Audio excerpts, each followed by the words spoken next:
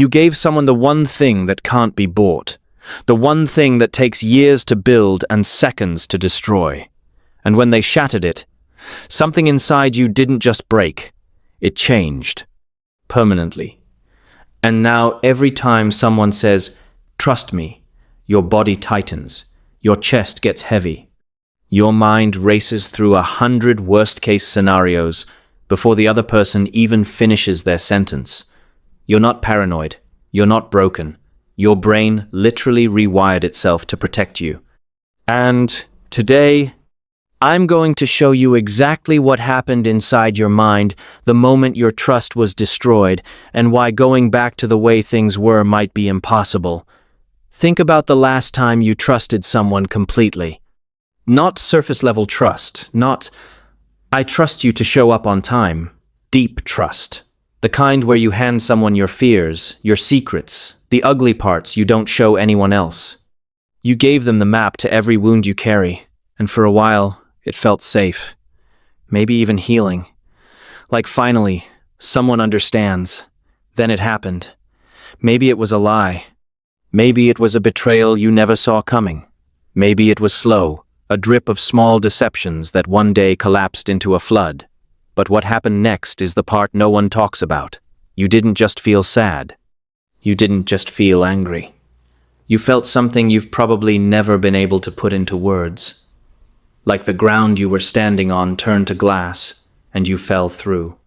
And now you're suspended in this space where nothing feels real anymore. Memories that once made you smile now make you sick, because you keep asking yourself, was any of it true? You replay conversations. You analyze text messages from 2 years ago. You stare at the ceiling at 3 a.m. wondering how you didn't see it. And the worst part, you don't just distrust the person who hurt you.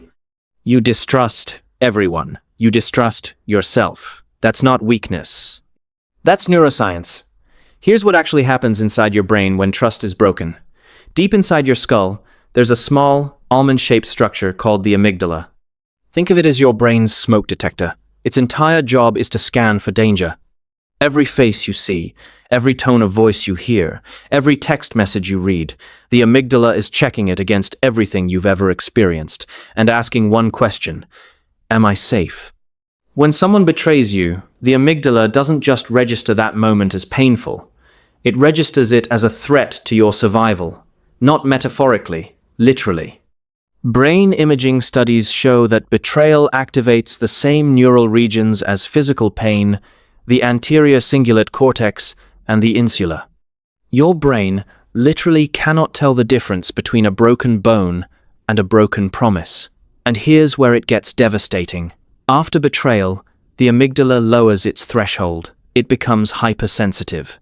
It starts firing at things that aren't actually dangerous. A slight change in someone's tone, an unanswered message, a door closing too hard. Your brain is no longer evaluating the present. It's reliving the past. Every new person is being measured against the one who broke you.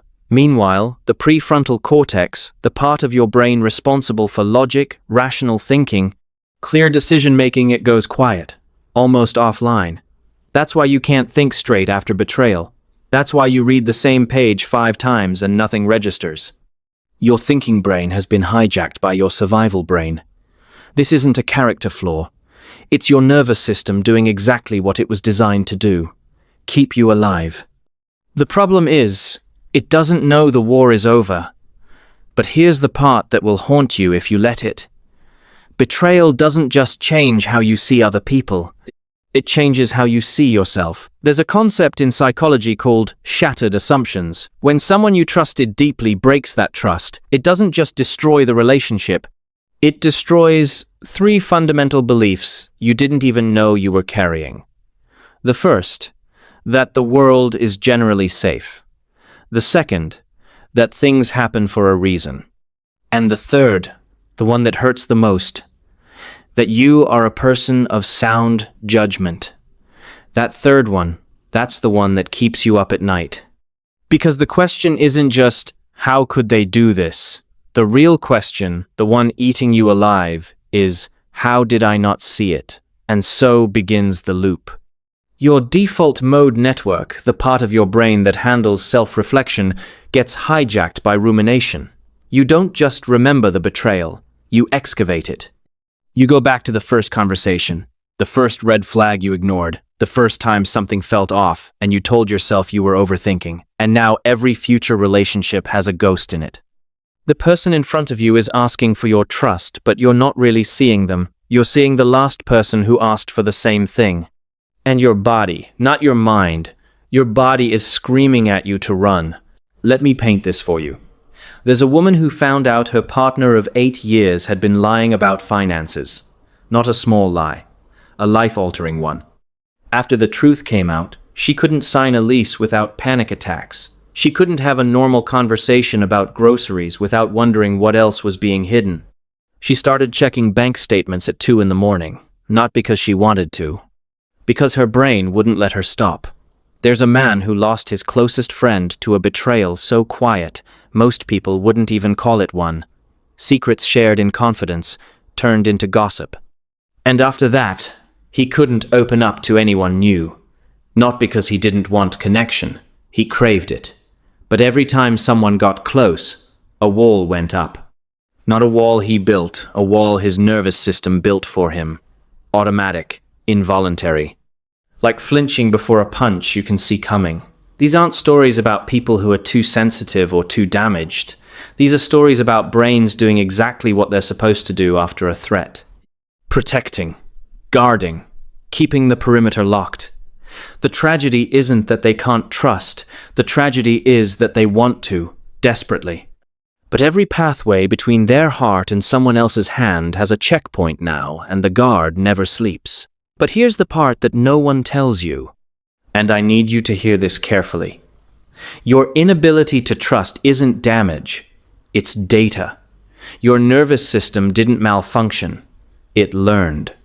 It absorbed every broken promise, every unanswered question, every time you were told you're overreacting, when you were actually right all along.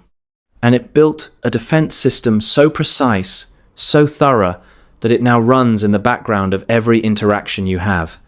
And that system, as exhausting as it is, kept you alive. It kept you from walking back into the same fire. It kept you from giving the same person the same weapon twice.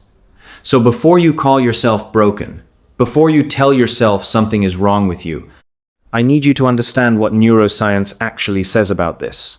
The brain has a quality called neuroplasticity. It means your brain can rewire. It can form new pathways.